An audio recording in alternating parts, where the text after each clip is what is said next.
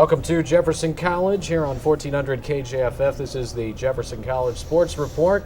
As we broadcast from the field house, we have Kevin Emerick, head coach of the women's basketball team, alongside nationally ranked women's basketball team off to an 11-1 start, coming off a very busy weekend, but a very good weekend, I'm sure, Coach, out in Indiana. Yeah, it's always a tough trip to Vincennes. It was a tough trip this weekend. We started off with SIC, the number 6 team in the nation, then played Vincennes at Vincennes. It was a tough game on Friday night, and then ended up with a 2 o'clock early game on Saturday after playing the late game Friday night against Vincennes. So it was a tough challenge for our kids. Come out of it winning 2 out of 3, and the one loss came on the first night you were there. SIC, as you referred to, Southeastern Illinois, number 6 at the time when you played them, and you fall in defeat, but only by 6 points in a back-and-forth affair, and you had some chances in that one, right? We did, yeah. We had the ball and had a good look at a 3 at 70-67 with a couple 3 minutes to go, and the 3 rimmed in and out. It went down and came back out from the corner. We would have tied it there. Then we had the ball twice at 74-70, and we fouled to try to stay in the game late, and they missed 6 free throws down the stretch, and we just couldn't capitalize. So, but it was a good tournament, a good game, and SIC's a great team. They deserve to be ranked where they're at, and we were right there with them. One of those losses where you'll take it because the team's going to learn a lot from it, right? I mean, and it was an excellent program that you played too. So I mean, you kind of look at it like nothing but positives for the most part. Nice to get the win, but you learned a lot even though you lost. I agree 100%. I think that they got 4 starters back from a team that was ranked number 1 in the nation last year, most of the year, and made it to the Final Four in the NJCAA tournament. And our kids, we got 9 freshmen out there and 1 sophomore, competing right out of the bat against a team like that just a month into the season. And they played well and held their own. And now we know we can play with just about anybody. And I think that gave our kids some confidence, as you said, in spite of the loss. And looking at the numbers, Danielle Adams put up 26 points and 13 rebounds, and Cherokee Barrett chipped in with 17. Nice scoring night for her. Yeah, Cherokee has really started attacking the basket well, and we're real proud of her for that because she's always had that ability to slash and cut to the basket, attack to the basket, and she's finally starting to show it at this level. The game's starting to slow down for her a little bit. You know, coming out of high school, the game was just so fast in the jamborees and what we played against early season that it took her a while to adjust and catch up, but she did. And anytime we can get 17 out of her or Shay or Melanie, some of the kids we don't expect to get that every night, it's a big plus. What did they do to win the game? What did they do better than you did? Well, they've got a guard, Armeli Lamanu from the Congo that's just she's a miniature version of Michael Jordan. I mean, she's just athletic and strong, and she can push the ball, she can shoot threes, she attacks the basket, and Armeli just took the ball to the hole when they needed a bucket late and broke us down a little bit and in transition. So I think, we didn't have a big athletic guard to stay with her, although our kids did a great job on her throughout the game. We just, she was a little more than we can handle down the stretch, and they took advantage of it. The second day you played Vincennes, like you said, it was the nightcap game of that Friday, and you kind of took it to Vincennes a little bit and got a good lead in the first half and continued on in the second, apparently. Well, it's hard to beat Vincennes by 23 at Vincennes. I mean, so even though we made some mistakes in that game, you sure think that we played well enough to put away a really good team at their home court in their home tournament, in the featured 8 o'clock game at night. So what we did against them well was we just kept attacking the basket. We went to our post when we had it open, so we really got the ball inside and attacked that way, which we don't do that often. So I think it was a real excellent situation for us to learn that we can go inside and score if we have to. And Danielle did a good job inside. Deanna did. Dominique played well.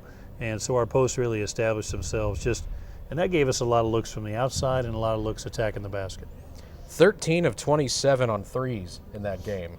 That's a nice percentage. Yeah, we'll take that any night. We went inside out a lot. I mean, they collapsed so much on our posts that we really established that early, and that opened up our kids outside for wide open shots. And we're not a great three-point shooting team, but we're a pretty good three-point shooting team. And if you give us open looks, we're going to shoot close to 50%. There's another game in which Danielle Adams had a nice outing, 40 points and 13 boards in the ball game. Not a bad night. 3 steals as well. 13 points from LaToya Johnson. He had 12 off the bench for Danae Beavers. You got to love that. Yeah, Danae really stepped up, hit 4 threes in that game, and took good looks and really repositioned herself well. When the ball went away from her, went inside to the post, she repositioned and found a seam and was ready to shoot it when she caught. And Danae is, and I've said all year, she's been inconsistent, but she's really the best shooter we have and has the best potential to really be a lights-out three-point shooter like we had with Candy last year. So Danae stepped up in that game, showed what she can do, and she really had a good weekend. She played well all 3 games, and defensively as well as offensively. And finally, Olney Central was your last game on that Saturday. You had to come out and play the early afternoon contest. Yeah. Ended up winning it by 5. Maybe the girls were a little bit tired going into that matchup. Plus, it was also your 3rd game in 3 days. Yeah, we were playing late on Friday and then playing early on Saturday was a bit tough. I only played the early game on Friday and had all day and all night to rest. And there's no excuses. I mean, that's just a reason. You get into the 3rd game of 3 and play late and then early, you're going to be tired. Danielle was tired the next day. She played a lot of minutes this weekend. Dominique was a little bit tired. And I think that overall we played well enough to win. Olney always plays us tough. Give them a lot of credit. They're well coached. They got some shooters, and they really lit the ball up from outside. And so it was a tough game for us on Saturday to get by it.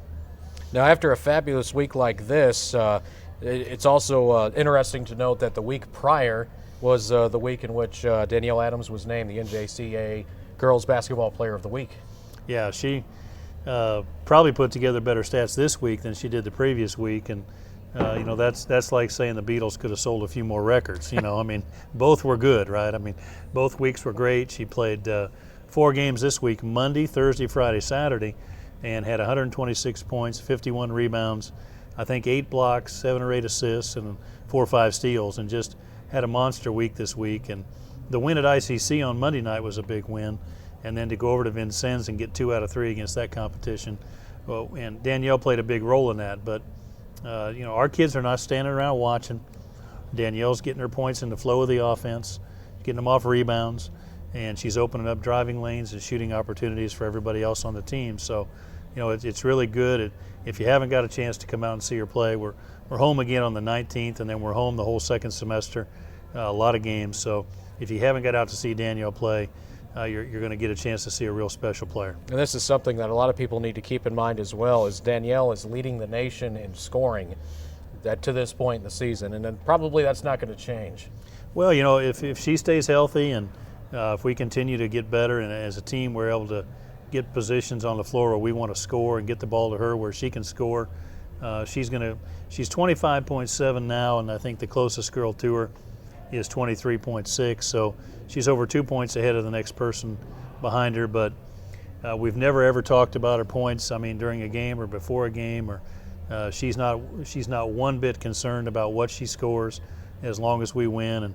And I think that's proven right in the fact that she goes out and gets 13 or 14 or 15 boards every night and doesn't mind doing the hard work as well as getting the points. Yeah. She's averaging a double-double. How many boards is she averaging a game? About 12 or so? She's around 12 point, I think actually just a little over 13, which puts her nationally in the top 5 in rebounding as well, and fairly close to the top in rebounding.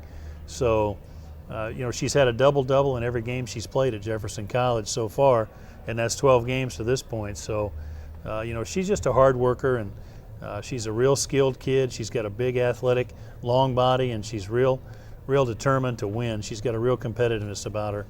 And if you're close to here, if you're within 100 miles and you haven't seen her play, come see her play, because it's worth the trip, and the price of admission is free. So come see her play. Now, she came out of Lee Summit High School in the Kansas City region, and I know you were working on her for a long time to get her to come out here and play, and obviously it's worked out very, very well, and she's been just as good as advertised, because I remember so many times when we spoke over the summer, you talked about how good she was and how much of a team player she is, even though her individual numbers are fantastic, and she's lived up to all the expectations, I would think, to this point. Yeah, she really has.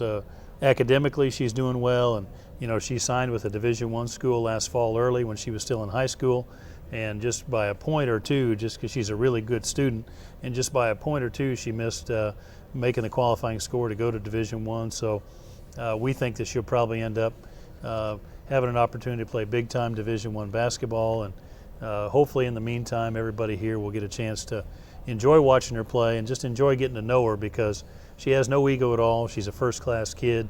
She's team-oriented, she's community-oriented, and she'll help anybody that asks her. That's just the type of person she is. It looks like you've also settled in on a kind of an everyday lineup now for the team. Adams and Ivory kind of in your front court, and kind of a three-guard offense with Barrett, Shea Williams, and LaToya Johnson. Yeah, I think we mixed it up there a little bit and put Deanna in for Dominique a couple times, and just felt like the sophomore gave us a little bit more presence inside and a little bit more solidity with Dominique coming back and knowing our system. And it's hard to keep Dominique on the bench. She's such an athletic kid that she runs the floor and jumps well and rebounds, and she does know our offense and our defensive scheme. So I think that lineup is one that could change day to day, but we're pretty happy with what we're doing right now. Well, looking ahead to what you have on the schedule, luckily for you, it slows down at least just a little bit. Yep. These classics are going to start kind of coming to a close a little bit. I'm sure you're looking forward to that, kind of settling down a little bit. But the girls seem to have taken on this very busy November and early December very well. Yeah, and we were concerned a little bit about their coursework and their grades, and they seem to have stayed real involved in those things. And of course, we have study hall on the road when we're traveling, and they keep up by computer and with their professors on the internet. They get notes from class. So, but it has been the last 9 games in a row on the road, and now we got 3 more on the road before we finally play our last game at home of the semester. And we're at 11-1. We sat down yesterday and talked about where could we be by the end of the first semester, and of course 15-1 is the best we could possibly do. But we've got tough games in there with John Logan. Really tough game with Lewis and Clark at Lewis and Clark a week from this Saturday. And then we finish up with Forest Park, as well as a game tomorrow night against Flow Valley up at Flow Valley. So it's on the road, and that's going to be a tough game as well. So the 15-1 is a goal that we've set just recently. We always try to work 3 or 4 games ahead and talk about where we need to be in segments of the season. And the 15-1 is a goal. We may make it, we may not. But either way, these kids are off to a fast start. Jefferson College should be proud of them. And to have 9 freshmen and a sophomore, and to beat the people we've beat and play 9 out of your first 12 games on the road, I give the kids a lot of credit. Absolutely. You were 13th in the country last week. New polls come out tomorrow. With the 1 loss that you've taken, you may drop a spot or 2, but still, obviously, you're going to be right back up there again. And it just seems like, 11-1 with the team that you've got, the young team that you have, is something that you and the coaching staff should all be very proud of, and the kids should be proud of. Yeah, I was talking to one of my friends the other day, and he saw that we were off to a good start and knew we were young, and he knows basketball fairly well, and he says, I bet everybody looks at that record and thinks, oh, well, it was just so easy to get to 11-1. You got all these new kids, and you just came out and just whooping the dog out of people, and that's not the way it's been at all. It's been a lot of hard work and a lot of focus on our players' part, and a lot of recruiting by all my assistant coaches to bring these young ladies here to Jefferson College and get them started in school in the fall, and get them into preseason, get them into practice, and then all the things you have to do in the jamborees to prepare, and the travel you have to go through, and the practice time that it takes to really get prepared to play a schedule like we played. It's been a lot of hard work, but it's been very rewarding. They're good kids. They've bought in. They're very coachable. And so far, we're real proud of the start they've had. And, State Fair is really good again. Moberly's playing real well. Mineral's just as good as they were last year, maybe better. Three Rivers the same way. Crowder's got a new coach, but I saw them play at Mineral. They're going to be good as well. And Iowa Western's got a new coach and is really credible again. So all we're doing is trying to get ready for February, trying to have a chance to be successful in the region season, give us a shot at competing and getting back to the national tournament. And there's a lot of water to go over the bridge, over the dam yet before we know where that's going to be. Of course, you haven't ducked anybody in this schedule of yours so far this year. You faced a lot of very good athletic squads with good records. Swick is a good team. Kansas City Community College was a good test for you. They were nationally ranked last week. Yep. Carl Sandburg and Blackhawk East, they took you to the hilt at their place overtime. Both national tournament teams from last year. Yeah, they were, yeah. Blackhawk East, of course, you played them last year in the constellation of the Nationals. And, of course, ICC, that was a big road victory for you. And then Southeastern Illinois. So you've been tested so far this year, and that's exactly what you want out of this non-conference schedule. Yeah, we have, and we kind of looked at things a couple of weeks ago and said, well, we ought to get a break, maybe if we can get to Vincennes and Olney over the weekend. And then Vincennes ends up number 20 in the country and was off to a super fast start of 8-2, and they were looking real good on Friday. So, and then to come back this week, I think Lewis and Clark, a week from Saturday, is in the top 2 or 3 in Division II, nationally ranked right now. Last poll was maybe 4th, and they've knocked off ICC and played Mineral real tough at their place. And so Lewis and Clark's going to be tough. And, I'd say out of the 16 games this first semester that probably 10, 12 of them were, we could have lost any of those 10 or 12 if we had not stepped up and played well. And, we knew that going in, and fear is a great motivator. If you think you're going to have a chance to get whooped, you better get out and work hard and try to avoid it, and our kids have certainly done that. Your first conference game is tomorrow night in Flo Valley. What do you expect, and what do you want to see out of your team as you take the floor tomorrow night? Well, anytime you travel to St. Louis, it's tough because it's a home game for those city schools, and the officials up there know all the kids, and they know us. They haven't probably seen us as much as they've seen the city teams, and I think it's a difficult thing to go up there and play. We always have a tough time at Merrimack and Flo and Lewis and Clark, and so it's going to be a tough game for us. We're deeper than Flo Valley, and the fact that you can only put 5 kids out there at a time, it eliminates some of that advantage. But if we can run and get the ball going our way up and down, I think we got a chance to be successful up there. But I think that's what it's going to take, is for us to control tempo and get the ball up and down the floor. And John A. Logan on a neutral site on Sunday. That's part of the Illinois-Missouri shootout. What time are you going to play that one? I guess it's over at Swick, is that right? It is. Swick's hosting that Illinois-Missouri shootout. We play Logan at 2 o'clock at the main gym, which is going to be a real tough gig. Logan has beat a lot of people this year, and they're close to being nationally ranked themselves. Marty Hawkins is their coach. Marty does a great job, and He's been there a while. Oh yeah, been there a long time, and we're not going to outcoach anybody on Sunday. Our kids just got to come ready to play, and they got to see us play only on Saturday, so they've scouted us, and Sunday will be a real tough test for our kids. And if you can get by that one, then you got to get to Lewis and Clark like we talked about, and that's tough as well.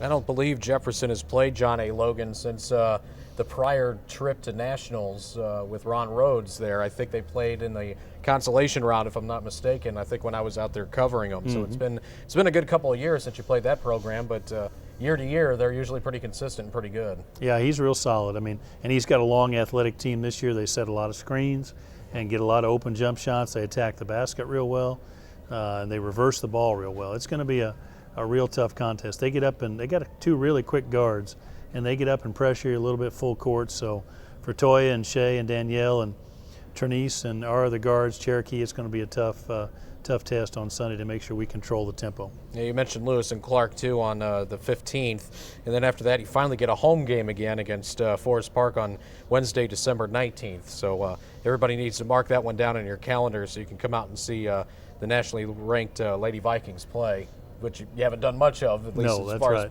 playing here in the field house. So that'll be your first next opportunity really to see the Lady Vikings play, and then of course you'll have several games coming up through January, a lot of regional games and conference games here.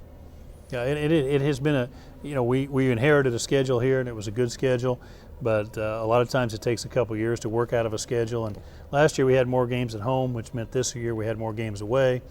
And I think our schedule for next year will be more balanced. First semester, second semester we'll have some more home games in that first semester than we did this year, and so to give our fans an opportunity to see us earlier and give our kids a chance to stay home a little bit and play in front of some friendly crowds and get some home cooking and just be here at the field house a little bit more. How far in advance do you put the schedule together? When will you actually sit down and start looking at next winter's schedule? Well, we've got most of the contracts already out for next year's schedule. Good. We sent them out last week, and we are going to try in the future to do that schedule 2 and 3 years ahead of time. And the first part of that was getting schedules out last week and contracts for next year. And those should be coming back sometime here in early January. And we may have about 5 games left to schedule when we get all that pre-scheduling done, because you want to leave yourself a little bit of leeway to play some national talent if you can early, especially with all the sophomores we should have coming back next year.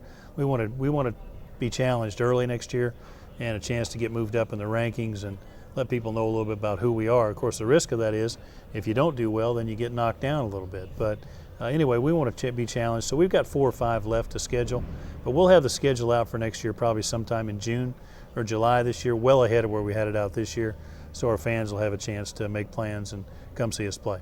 All right.